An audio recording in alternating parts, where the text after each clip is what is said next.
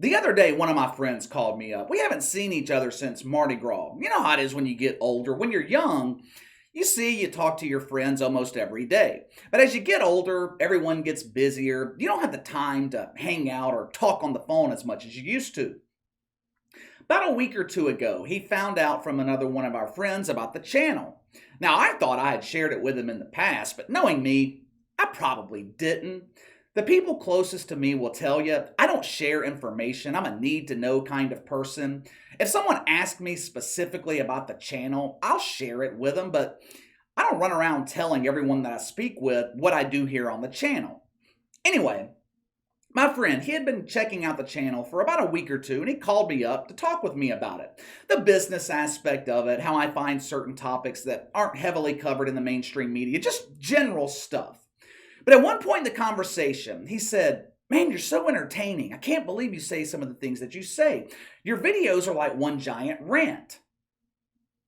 The rant part caught me a little bit by surprise. Now, I know I rant sometimes, hell, even a lot of the time, especially when I feel strongly about something. But other times, though, like the video that we did yesterday on prayer, I don't feel like I went off on a rant. I thought I was pretty calm. There are times, though, when I find a topic and I know it's going to be an eviscerating rant, and today is one of those days. If there's one thing that pisses me off more than anything, it's the hypocrisy and the bullshit presented to us by the mainstream media. The Sports Illustrated story that we talked about yesterday, it was presented in a woke narrative, but the investigative reporting, I thought it was excellent. It's one thing to structure your article from your woke viewpoint. I don't agree with the viewpoint, but I can still appreciate the work. I can still appreciate the investigative effort. It is completely different, though, when you spin a story into something that it's not. When you don't even pay attention to factual information, you're just making shit up as you go along. It's the definition of propaganda. Last fall, Sage Steele was taken off the air by ESPN. She had made some comments to Jay Cutler about Barack Obama. She expressed how uncomfortable she felt with Disney and ESPN forcing her to be Fauci fucked. Sage Steele was taken off the air because here at ESPN, we are a sports network. We have a policy prohibiting our talent from talking about sensitive political issues. Oh, really? Really? Okay, ESPN, then explain to me why Stephen A. Smith and Marcus Spears are still on the fucking air. Because yesterday, they spent 10, 15, 20 minutes on Woke Take talking about the January 6th riots that happened 18 months ago. Not only were they talking about it, damn near every point they made can be easily disputed. At least Sage Steele was speaking honestly. Stephen A. Marcus Spears, they were literally making shit up. In honor of Pride Month, we take pride in our skill to be completely ignorant. Come here, Marcus. Let brother Stephen A. caress you with his world-famous woke hug. Just so you know, the woke hug started with me, good brother. When I fired Max Kellerman for being too white, I eased his pain with dual finger insertion. Max and I remain close friends and woke brothers to this day. Woke Take starts off yesterday morning with Jack Del Rio's comments from last week. Jack Del Rio asked a simple question. If we're going to investigate January 6th, why are we not investigating the 2020 BLM riots? Logical fucking question to me. Congress right now is wasting millions of taxpayer dollars with a Hollywood production claiming to investigate January 6th. I turn on the news the other day. I see that devil in sheep's clothing, Lynn Cheney or Liz Cheney, whatever her fucking name is. It doesn't matter what your name is. She's going on and on about the emotional impact of January 6th. But when it comes to the Black Lives Matter riots, those were peaceful protests. You see, we as white people, we are too stupid to understand the difference between January 6th and the summer of 2020. We don't have the intellect to understand. Don't take my word for it. Listen to Stephen A. explain it. Listen to him explain why Jack Del Rio doesn't understand the difference. He's white. He's not black. And there's an awful lot of white people that cannot in any way identify with the plight that African Americans feel physically, emotionally, spiritually, subliminally. The list goes on and on and on. When are we going to stop expecting them to do that?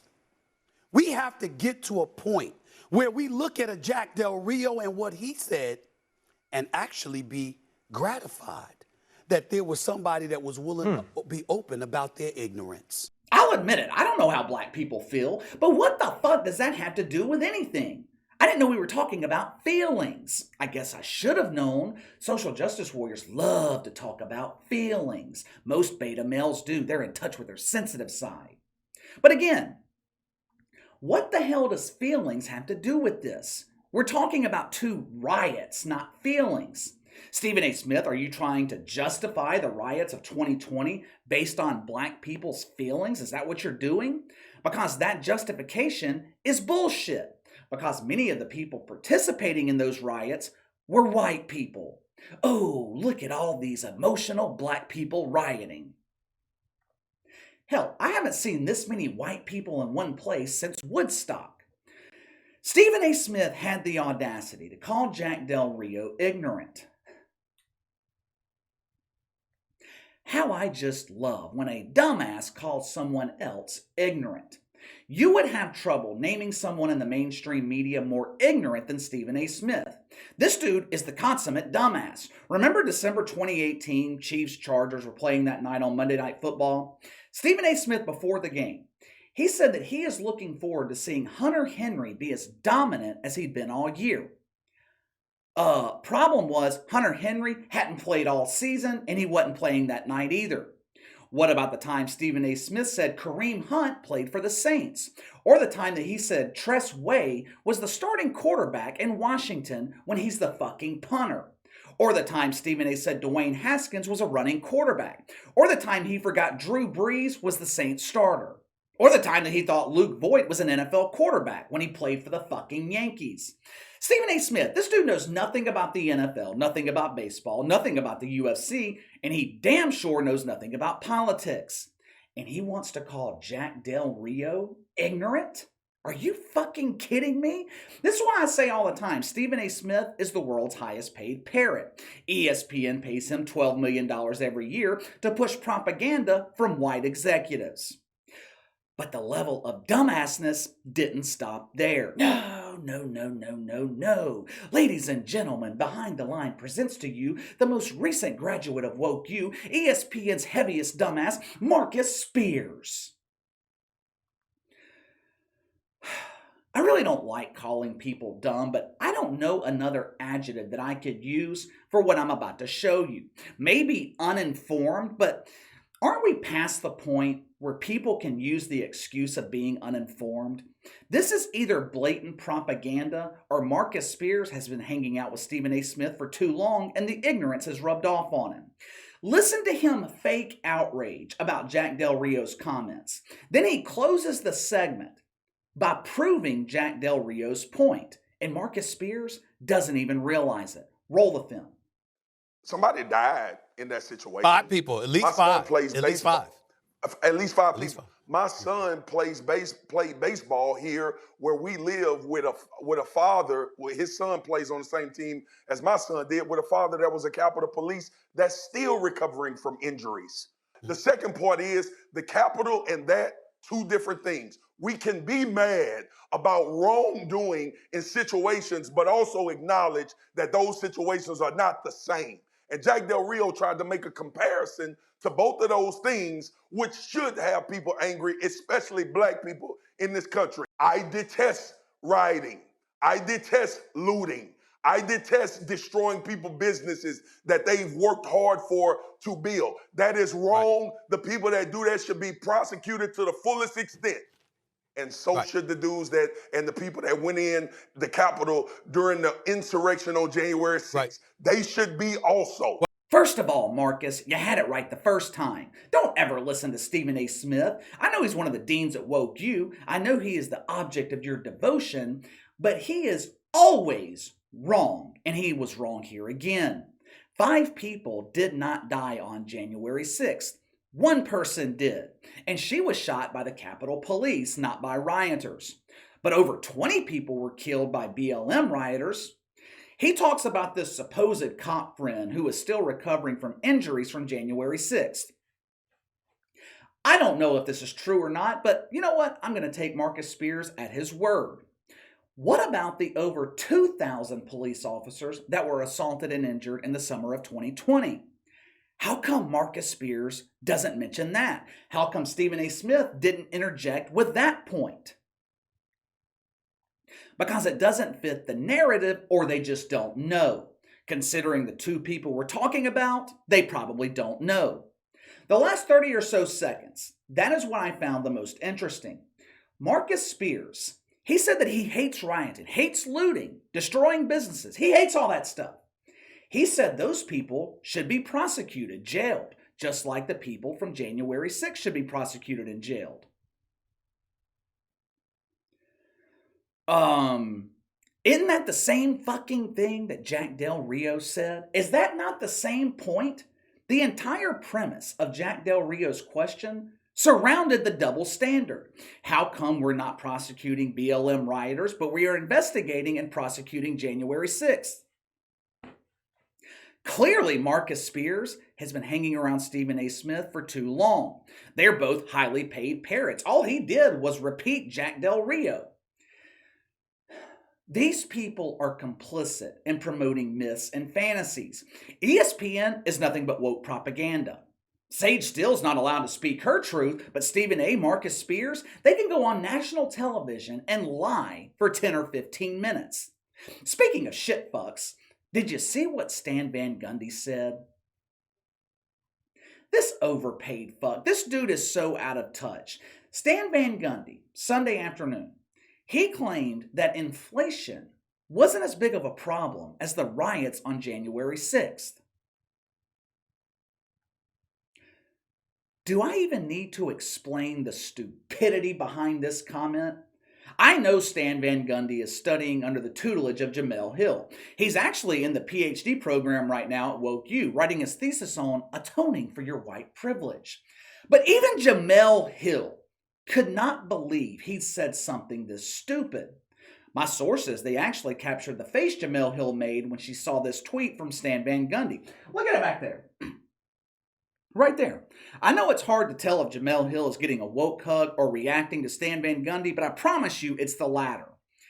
Inflation is not as big of a problem as the riots on January 6th. Interesting. Let me ask you something. Did January 6th have any impact on your personal life? Did it cause stress? Did it cause emotional pain? Did it cause you to skip summer vacation? Did it cause you to take a second mortgage? In your personal life, what affects you more? High gas prices, groceries 10, 20, 30% higher, power bill going up if you're even able to get power. People in California right now, they flip on a light switch, it says try again later. I don't know about you, but January 6th had zero impact on me. Every time I go to the gas pump and I see triple digits on the counter, that impacts me. When my girlfriend goes to the grocery store and I see the bill's $300 when it used to be $200, that impacts me. You know what the real difference between the summer of 2020 and January 6th is? The real difference has nothing to do with race. The riots in 2020 affected real people. White people burning black businesses in the name of racial equality. If I were black, I would be pissed about the 2020 riots, not defending it. The difference between the two, the riots in 2020 affected real people, and January 6th affected politicians. The pussy politicians, they were scared for their lives. For the first time, they understood how millions of people felt in the summer of 2020. That's the real difference. Now, sure, they are spinning the entire thing into an attack on Donald Trump and his supporters, but that's because they have nothing to run on in November. January 6th affected politicians personally. That's why people involved are held without bail while BLM rioters are released on their own recognizance. That's why we are still talking about it 18 months later while the riots of 2020 have been forgotten. They don't give a shit about 2020. It didn't affect them. It affected the same black people they're supposedly fighting for, who they could really care less about. But the riot that took place in their backyard, they want justice. But let me know what you think. The blatant propaganda, or what the woke like to call misinformation, presented by Stephen A. and Marcus Spears. Are they really this ignorant or knowingly spreading myths and fantasies, lies? Hell, does anyone even watch ESPN anymore? Let me know. Sound off in the comments below. Make sure to like and subscribe. Click the notification bell to receive all notifications from the channel. Best way to contact me is by email at btlkc84@gmail.com, KC_BTL84 on Twitter. I'll see you guys later.